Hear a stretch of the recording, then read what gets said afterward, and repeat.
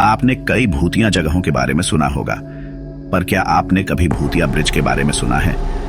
आज हम आपको एक ऐसे भूतिया ब्रिज की सच्ची भूतिया घटना के बारे में बताने वाले हैं, जिसने संयुक्त राष्ट्र अमेरिका को भी अपने भूतिया कारनामे से हैरत में डाल दिया है।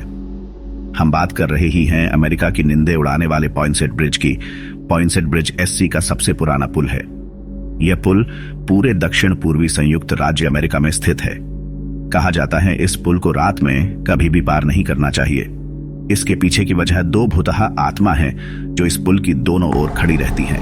कहा जाता है कि ये दोनों भूत भी पहले इंसान ही थे, जो इस पुल को अपनी कार के जरिए पार कर रहे थे। तभी इन दोनों का आपस में एक्सीडेंट हो गया और वो दोनों इंसान वहीं पर ही मर गए। अमेरिकन सरकार के होश तब उड़ गए जब एक मुसाफिर ने उस पुल को पार करते वक्त उस पर बीती भूतिया घटना सुनाई। उस मुसाफिर ने कहा कि जब वो रात को इस पुल को पार कर रहा था, तब अचानक से उसकी कार पुल के बीचों बीच में आकर खराब हो गए। काफी कोशिश करने के बावजूद भी कार शुरू नहीं हो रही थी। चारों ओर बस अंधेरा ही अंधेरा था।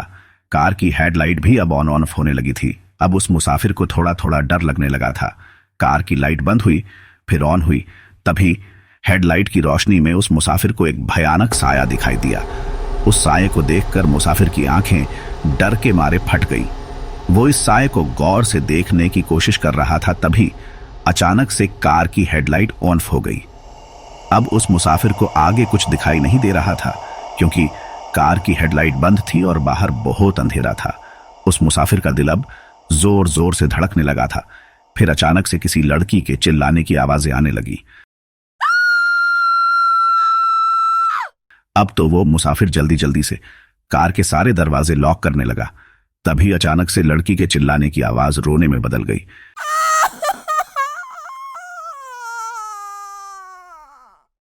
यह सुनकर वो मुसाफिर जल्दी से कार को स्टार्ट करने की कोशिश करने लगा। उस मुसाफिर के नसीब अच्छे थे जो कार शुरू हो गई।